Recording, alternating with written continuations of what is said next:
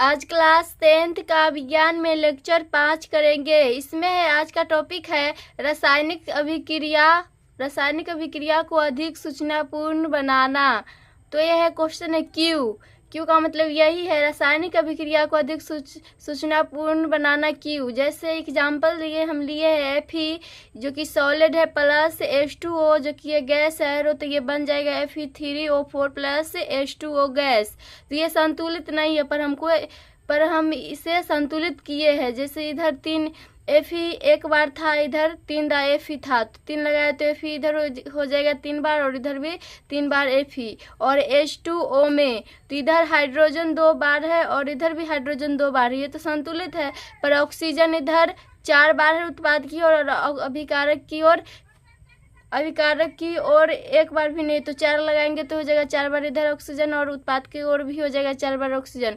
तो ये है संतुलित समीकरण। पर हमको तो ये इसमें पढ़ना है रासायनिक अभिक्रिया को अधिक सूचनापूर्ण बनाना।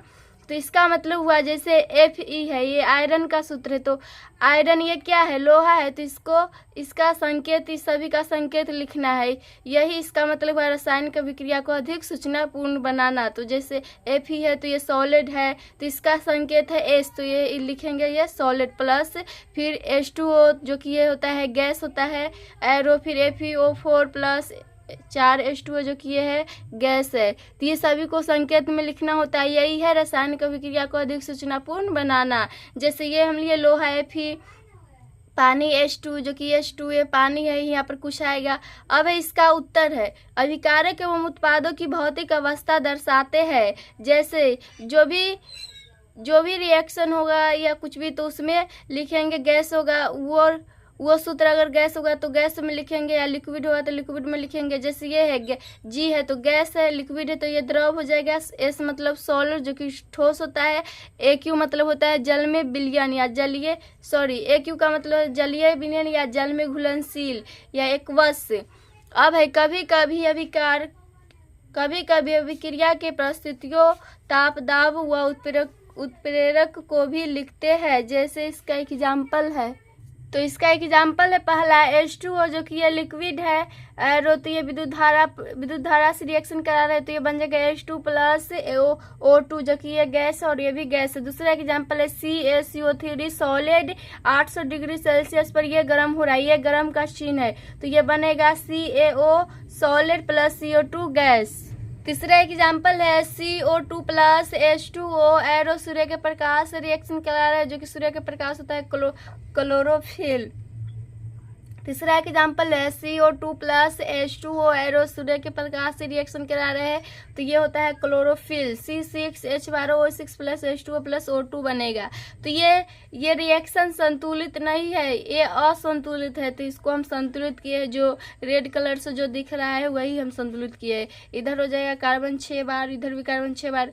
अभिकारक की संख्या और उत्पाद की संख्या बराबर हो तो संतुलित समीकरण होता है, तो ये संतुलित समीकरण है। चौथा है CO plus H2 arrow 340 ATM पर रिएक्शन करा रहे हैं, तो ये बनेगा CH3OH जो कि लिक्विड बनेगा। और ये CO का मतलब होता है कार्बन मोनोऑक्साइड जो कि गैस है, और H2 ये भी गैस है। अब है अगला टॉपिक रासायनिक अभिक्रिया के प्रकार। तो इसका 5 प्रकार होता है, जो कि पहला होता है संयोजन अभिक्रिया, दूसरा होता है वियोजन अभिक्रिया, और तीसरा होता है विस्थापन अभिक्रिया, चौथा होता है द्विविस्थापन अभिक्रिया, पांचवा होता है रेडॉक्स या इसी के अंतर्गत आता है अपचयन व उपचयन अभिक्रिया। तो सबके बारे में एक एक करके पढ़ेंगे। तो आज क्लास में बस संयोजन अभिक्रिया के बारे में पढ़ेंगे। तो पहला है संयोजन अभिक्रिया। संयोजन अभिक्रिया को इंग्लिश में बोलते हैं कॉम्बिनेशन रिएक्शन। तो इसका डिफिनीशन होता है वह अभिक्रिया जिसमें 2 या 2 से अधिक अभिकारक जुड़कर एकल उत्पाद बनाते हैं, संयोजन अभिक्रिया कहलाती है। एक बार और रिपीट कर रहे हैं इसका डिफिनीशन, वह अभिक्रिया जिसमें 2 या 2 से अधिक अभिकारक जुड़कर एकल उत्पाद बनाता है, संयोजन अभिक्रिया कहलाता है। जैसे इसका एग्जाम्पल है Mg plus O2 arrow MgO, तो इसका हो जाएगा मैग्नीशियम ऑक्साइड। तो इसका इसका डिफिनीशन है वह अभिक्रिया जिसमें दो या दो से अधिक अभिकारक। तो ये है दो या दो से अधिक अभिकारक जुड़कर एकल उत्पाद। तो ये एकल उत्पाद बना रहा है, तो ये हो जाएगा संयोजन अभिक्रिया के एग्जाम्पल। या तो दो भी ले सकते हैं और उससे अधिक भी ले सकते हैं, इसका मतलब ये हुआ। दूसरा एग्जाम्पल है H2 और ये संतुलित नहीं था तो ये संतुलित की है। दूसरा है H2 plus O2 arrow H2O liquid. तो इसमें भी दो अभिकारक है, दोनों जुड़कर एकल उत्पाद बना रहे हैं H2O जो कि ये लिक्विड है। तीसरा एग्जाम्पल है H2 plus Cl2 chlorine arrow HCl बनाएगा। तो ये सब असंतुलित है पर इसको हम संतुलित किए हैं। चौथा एग्जाम्पल है CaO solid plus H2O liquid arrow CaOH2 aqueous. CaO का मतलब है बिना बुझा चूना या कली या कैल्शियम ऑक्साइड, इसी का ये सब नाम है। और ये है CaOH ट्वाइस है, ये बुझा हुआ चूना है। तो इसमें भी दो अभिकारक है जो कि जुड़कर एकल उत्पाद बना रहा है CaOH ट्वाइस एक्वस। पांचवा एग्जाम्पल है sodium plus oxygen arrow sodium oxide. तो इसमें भी दो अभिकारक है, दोनों जुड़कर एकल उत्पाद बना रहे हैं। तो ये संयोजन अभिक्रिया का एग्जाम्पल हो जाएगा। छठा है N2 नाइट्रोजन प्लस हाइड्रोजन।